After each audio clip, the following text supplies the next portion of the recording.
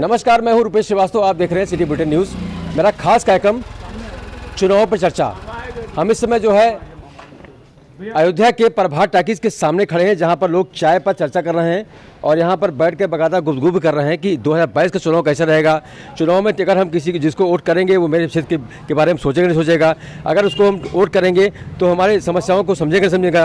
और जिस तरह से 5 साल में विकास कार्य हुए क्षेत्र के क्षेत्रों में किस तरह के हुए हैं और आपकी प्रदर्शन कैसे चाहते हैं लोग हैं, इनके बारे में लोग चर्चा कर रहे हैं। आज मेरी टीम यहाँ पहुँची हुई है और मैं आपको रोज़ कहीं ना कहीं चुनाव की चर्चा में ले चलता हूं और जो लोग चाय के साथ चुनाव चर्चा करते हैं उनसे मैं बात भी करता हूं कि मेरे चैनल के माध्यम से उनका रुझान क्या है और आने वाली सरकार कैसी होनी चाहिए, आने वाला विधायक कैसे होना चाहिए, उसके बारे में पूछता हूं। आइए उनसे बात करते हैं, उनसे आ लेते हैं। कैसा रहेगा आपकी चुनाव? इस बार तो भाई चुनाव तो अच्छा रहेगा। सपा सरकार तो आनी चाहिए। अभी सुबह सब तेज नारायण पांडे जी निकले थे सब। 5 साल का कैसा रहा बीजेपी का? वैसे योगी जी का ठीक रहा और हो सकता है कि आने वाले चुनाव में जो फैसला होगा हमारे कल बीजेपी आगे निकलेगी। तो आप कैसे करें कि जो है सपा आगे? मगर सपा की जो 5 साल तो कुछ समझ में नहीं आया हिसाब किताब। अच्छा जी, चलिए आप बताइए कैसा रहेगा?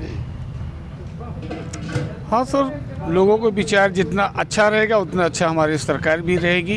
विचार भी अच्छा होना चाहिए, लोगों के सोच भी अच्छी होनी चाहिए, इरादे भी अच्छी होने चाहिए। सब कुछ अच्छे होंगे तभी सब कार्य अच्छे होंगे। 5 साल विकास कार्य कैसे हुआ आपके क्षेत्र में? आप 5 साल के विकास कार्य में खुश हैं? 5 साल कोई गलत नहीं हुआ, अच्छा हुआ। अगर बहुत अच्छा नहीं हुआ, बहुत गलत भी नहीं हुआ। जो हुआ अच्छा हुआ, लोगों के सोच विचार के हिसाब से कोई ऐसा गलत नहीं हुआ, बहुत बड़ा अन्याय कोई नहीं हुआ। अगर बहुत अब की बार क्या रहेगा? अब की बार भी उससे भी और अच्छा होना चाहिए। लोगों के सोचों के हिसाब से, विचार के हिसाब से, लोगों के भावना के हिसाब से सब अच्छे होने चाहिए। मेरा तो यही ख्याल है कि लोगों की सोच अच्छी होनी चाहिए, विचार अच्छे होना चाहिए और लोग फैसला भी अच्छा लेना चाहिए। अच्छा, चलिए आप बताइए कैसा रहेगा? जैसा कि प्रदेश सरकार पहले भी कहती रही कि सबका साथ सबका विकास, तो हमारा मानना भी यही है कि सबका साथ सबका विकास लेकर जो ये 5 साल सरकार ने काम किया है तो सभी के बारे में सोच के काम किया है और जो भी काम किया ठीक किया है। और हमें उम्मीद भी है कि आने वाले 5 सालों में और बेहतर काम करके और भी जनता को यहाँ पे खुशहाल, प्रदेश खुशहाल और सबका साथ सबका विकास लेके चलेगी, ये मेरा मानना है। अच्छा, आप बताइए कैसा रहेगा आपका? हमारा तो सरकार का यही है कि सरकार को अखिलेश जी आना चाहिए। अच्छा, और विकास होना चाहिए गाजीपुर। हाँ? विकास होना चाहिए। अच्छा, तो सरकार में कौन है आना चाहिए थी? अब ये तो देखा जाएगा कौन आते हैं इसमें। अच्छा, अभी सोचा नहीं आपने? अभी नहीं। अच्छा, चलिए अभी आपने सोचा नहीं किसको लाना है, आप बताइए। तो यही चाहते हैं कि सफाई सरकार आए। 5 साल विकास कार्य कैसा रहा वर्तमान सरकार का? ठीक था, तो फिर जो सरकार चाहते हैं आप? जो पहले किया वो तो ठीक ही किया था। तो अब आ जाएगी तो अच्छी बात है, जो करेगी सही करेगी। अच्छा, वही कहना चाहूँगा। आप बताओ। भी हम तो सपा सरकार चाहते हैं। क्यों, ऐसा क्यों? सपा सरकार में देखिए विकलांगों को कितनी साइकिल बढ़ गई, बच्चों को कितने लैपटॉप बढ़ गए। हमारे यहाँ के माननीय पवन पाड़ी जी विधायक जी, विधायक ना होते हुए भी देखिए लोगों के घर घर जाते हैं, उनकी मदद करते रहते हैं। तो बस ऐसा ही विधायक हमको चाहिए जो हमेशा व्यक्तियों के लिए खड़ा रहे। सपा को वोट देंगे। अच्छा, आप बताइए कैसी सरकार चाहिए आप? कैसा चुनाव किसको करेंगे अब की आप? भैया हम तो सपाई थे, हैं और रहेंगे। अच्छा, 5 साल जो कार्यकाल रहा वर्तमान सरकार का, जी कैसा रहा कार्यकाल? क्यों इतना खफा आप उनसे हैं? भाई, कोई भी सुविधा नहीं मिली। अब राशन सबको मिलता है, जो 5 किलो दे करके इन्होंने भीख मांगने वाला काम कराया। इससे कोई भला नहीं होता है। जो भला रोजगार चाहिए आदमी को, दवा शिक्षा चाहिए, और क्या बताया जाए। तो इसीलिए खपा आप, तो क्या रहेगा आपकी? हमारी तो साइकिल है। चलिए साइकिल दौड़ाइए, आप बताइए। हाँ, हमारा भैया सोचना ये है, सपा सरकार हो चाहे भाजपा सरकार चाहे कांग्रेस सरकार हो, तीनों सरकार राशन या कोई भी सरकार फ्री सामान क्यों दे किसी को, जनता को? कोई अपने पैसे से 10 रुपये किसी को दान देता है अपनी कमाई का? सबसे पहला क्वेश्चन ये है कि उसको ये होना चाहिए कि भाई दान क्यों दे। रोज़गार ख़त्म हो, रोज़गार मिले, बेरोज़गारी ख़त्म हो, छोटे मोटे दुकानदारों को लोन की सुविधा दी जाए, जो अच्छी तरह वो अपना बिजनेस कर पाएँ। यही सब हमारी सोच है। और सरकार तो हमेशा हमने देखा 70 साल कांग्रेस ने राज किया, हो सकता है उसको भी दो जनता को लाना चाहिए, दोबारा लाना चाहिए। उत्तर प्रदेश में 39 साल से लगभग आई नहीं ना, वो 39-45 साल से। इसे चाहते हैं कांग्रेस को ही दोबारा जनता को लाना चाहिए। आप बताइए क्या चाहते हैं? सपा। क्यों, ऐसा क्यों? भाई ऐसा क्योंकि उसने भी पहले काम किया है, आगरे हाईवे बनवाया, सब कुछ उसी की देन है, और इसीलिए हम चाहते हैं आगे और अच्छा भी काम करेगी अखिलेश सरकार। और लोग भी मेरे साथ मौजूद हैं, आप बताइए क्या चाहते हैं? क्यों, आप बताइए कई सरकार चाहते हैं? भाजपा की सर। अच्छा, क्यों, ऐसा क्यों? भाजपा काम सब अच्छा है अच्छा जी, हर महीने में हर पार्टी से भाजपा अच्छी है। तो किस जाते हैं आप? भाजपा। आपने सुना जिस तरह से लोगों के विचार थे, कुछ लोगों ने कहा कि समाजवादी पार्टी सरकार चाहिए, कुछ लोग कहा कि बीजेपी सरकार चाहिए। बीजेपी सरकार ने विकास कार्य अच्छे किए हैं और अब की योगी सरकार ही आनी चाहिए, लेकिन आने वाली 27 तारीख को इनके इरादे क्या वही रहते हैं कि इरादे बदलते हैं, ये तो अगले समय बताएगा। Rupesh Srivastava, city bulletin, Ayodhya. Ayodhya police ने लोगों के गुम हुए लगभग 5 दर्जन से अधिक मोबाइल फोन बरामद किए हैं। एसएसपी ने आज जिन लोगों ने आवेदन किया था उनका मोबाइल वापस कराया। अयोध्या जनपद की स्वाट और सर्विलांस टीम को एक बड़ी कामयाबी मिली है। लोगों के पास से गुम हुए थे ये 60 मोबाइल फोन, जिन्हें पुलिस ने बरामद किया, और अधिकांश लोगों के अयोध्या दर्शन के दौरान ही ये फोन गायब हुए थे। सर्विलांस टीम द्वारा ये सभी 60 फोन बरामद किए गए थे, जो विभिन्न कंपनियों के हैं, और विभिन्न जनपदों से मोबाइल गुमशुदगी की रिपोर्ट लिखाने वाले आए लोगों ने अयोध्या पुलिस की आज तारीफ की। एसएसपी शैलेश पांडे ने सभी आवेदकों को उनका मोबाइल फोन सौंपा। बरामद किए गए मोबाइल की कीमत लगभग 10 लाख रुपए से अधिक बताई गई। स्वाट और सर्विलांस टीम ने सराहनीय कार्य करते हुए 60 स्मार्टफोन्स बरामद किए हैं, जो विभिन्न तिथियों में खो गए थे, गायब हो गए थे। उनका पता लगाकर उनके जो ओनर्स थे उनको डिस्ट्रीब्यूट किया गया है। इसमें लगभग 50 लोग यहाँ उपस्थित भी हुए थे। बाकी लोग जो नहीं आ पाए हैं उनकी आइडेंटिटी को असर्टेन करके हम लोग उनके पते पे उसको भिजवा देंगे। ये जो मोबाइल से वो यहाँ के स्थानीय लोगों के तथा कई सारे दर्शनार्थी विभिन्न आयोजनों में यहाँ पे डेली बेसिस पर आते हैं, उनके भी कुछ मोबाइल फ़ोन्स थे जिनका पता लगाकर बरामद करके उनके जो ओनर्स हैं उनको हम लोगों ने डिस्ट्रीब्यूट कराया। मैंने आपको अभी ब्रीफ करा था तो मैंने बताया भी, जैसे गांव देहात के लोग जो बहुत ज़्यादा जागरूक नहीं हैं, उनको मोबाइल गिरा हुआ मिला, रख लिया। जब पुलिस टीम ने संपर्क किया तो उन्होंने बताया हाँ हमारे पास ये मिला है, ये जगह छूटा था, आप आकर ले जाएं। तो पुलिस टीम वहाँ पे जाकर सर्विलांस के माध्यम से उसका पता लगा के उनको जो बरामद करके सुपुर्द कराया।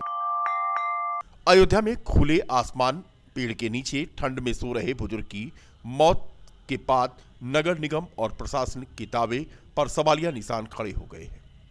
बता दें कि अयोध्या में आज भी बड़ी संख्या में लोग खुले आसमान के नीचे रहने को विवश हैं। सुबह ठंड से जहां बुजुर्ग सेवक की मौत हुई थी, वहीं यहां के पार्षद महेंद्र शुक्ला का कहना है कि बुजुर्ग व्यक्ति की मृत्यु ठंड की वजह से हुई।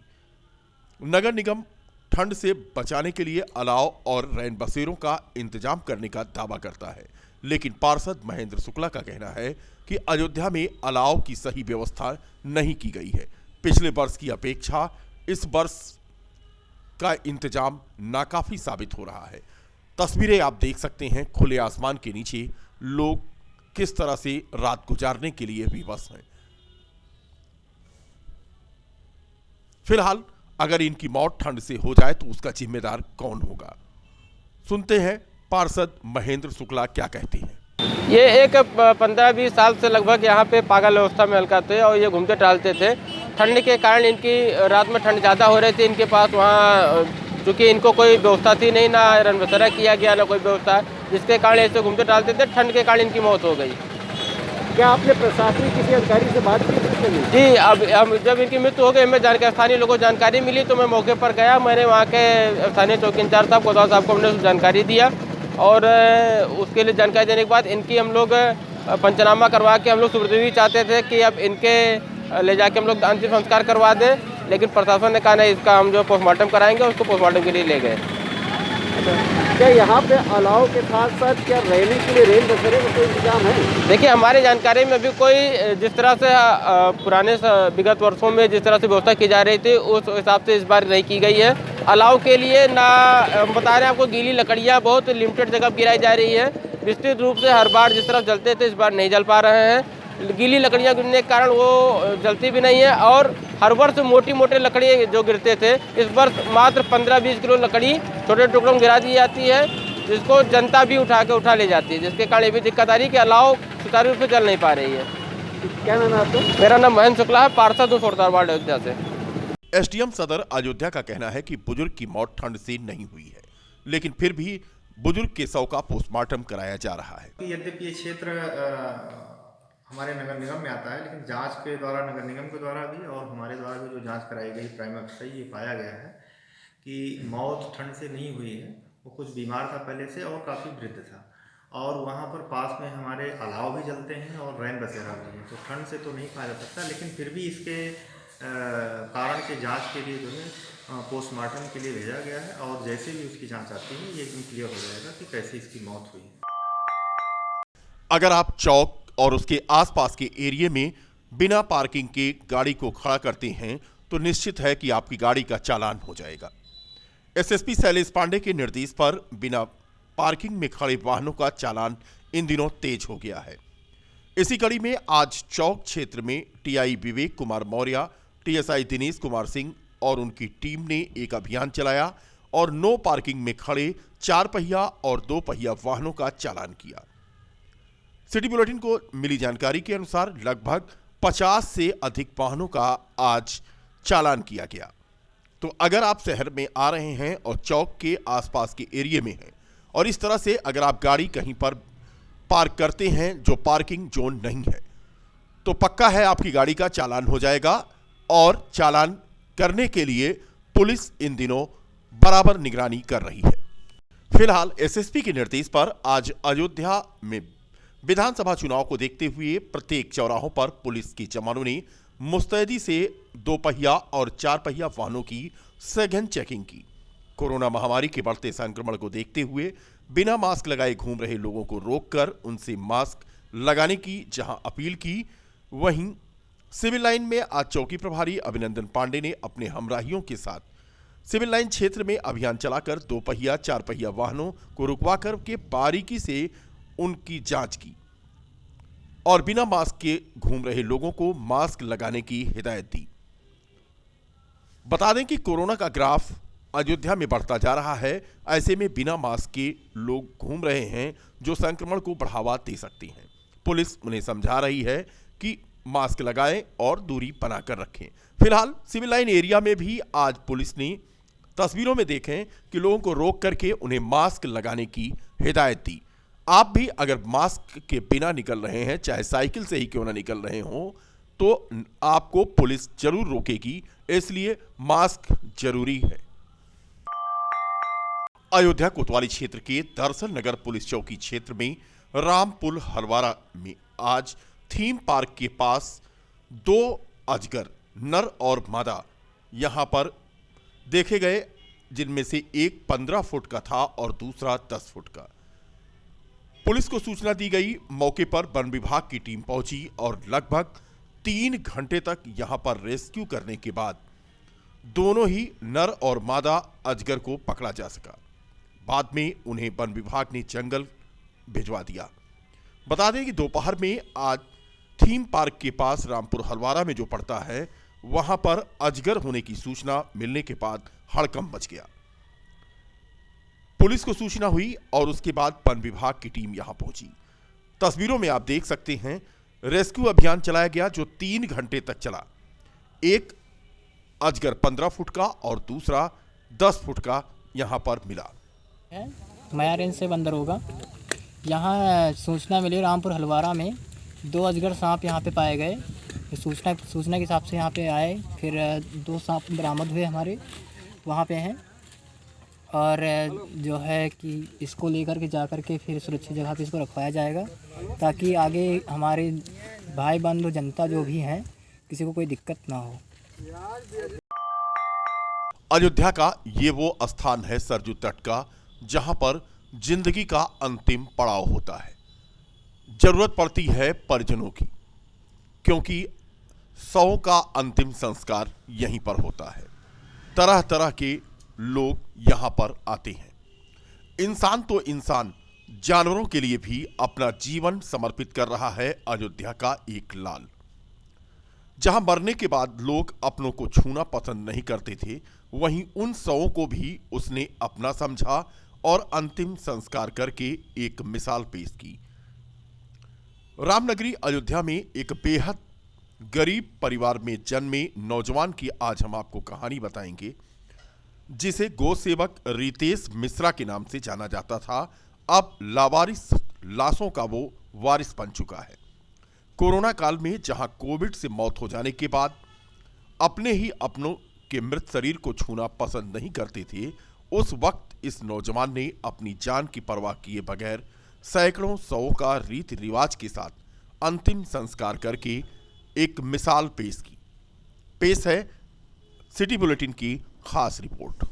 वैश्विक महामारी का रूप लेने के बाद जब कोरोना काल में कोविड से लोगों की जान जाने लगी, तो कोविड का खौफ लोगों के दिलो दिमाग पर इस कदर हावी हुआ कि अपनों की लाश को छूने से भी वो परहेज करने लगे।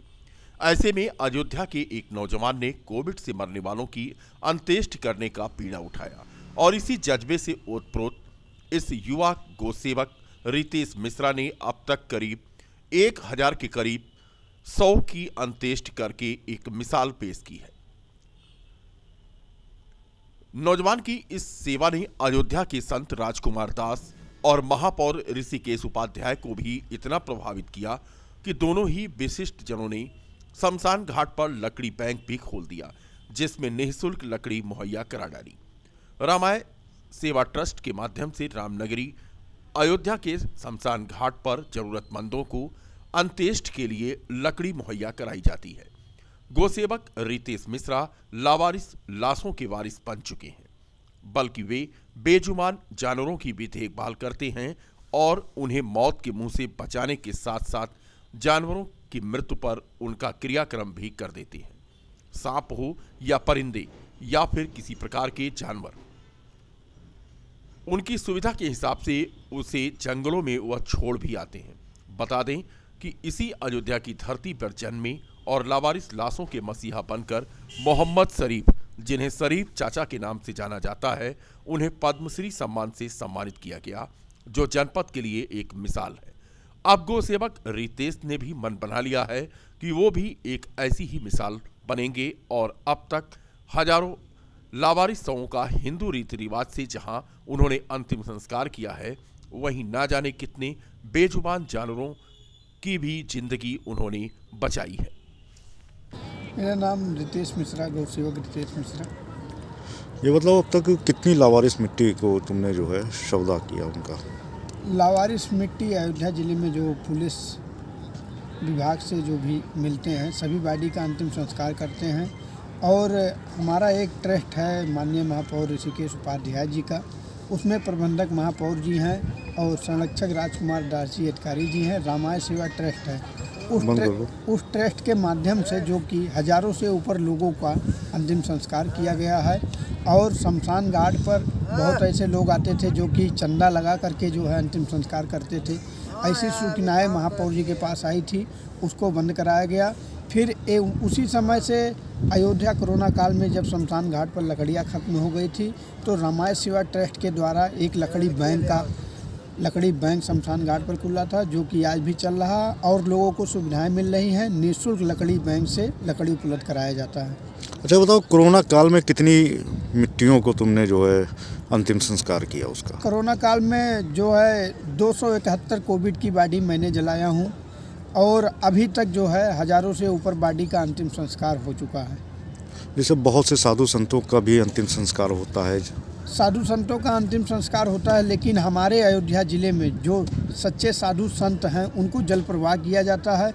उनकी एक प्रथा है कि हमारे स्वर्गवास हो जाने के बाद हमको सरजू जल में प्रवाह कर दीजिएगा, तो साधु संतों की बॉडी को ही जल प्रवाह किया जाता है। बहुत लोगों के पास पैसा ना होने के कारण उनको नदी में फेंक दिया जाता था, तो ऐसी सूचनाएं जब महापौर जी के पास गई तो कहे कि सरजू जी को दूषित होने से हम लोग बचाया जाए और लकड़ी बैंक का उद्घाटन किया जाए। अच्छा, ये प्रेरणा कहाँ से मिली तुमको? कैसे ये तुमको लगा कि ये सब करना चाहिए? ये प्रेरणा कोरोना काल में हम तो बचपन से ही गौ सेवा में मशहूर थे, लेकिन एक अब लावारिस लाश में भी हमारा नाम आने लगा है। कोरोना काल में बच्चे अपने माँ बाप को छूते नहीं थे, तो एक जागृत हुआ, जोश जुनून आया अंदर शरीर से, तो मैं और कई लोगों के साथ मिल कर के जो है ये लावारिस लाश का अंतिम संस्कार करना शुरू कर दिए। अच्छा, कोरोना काल में कैसे क्या करते थे? कोरोना काल में हमारे पास तमाम फ़ोन जिला अस्पताल से, दर्शन नगर से, बल्कि तमाम चौकी इंचार्ज के माध्यम से और घर गृहस्थ के माध्यम से एक भयानक डर लोगों के अंदर था कि कोविड हो गया है, कोरोना हो जाएगा, कोरोना से लोग मर जा रहे हैं।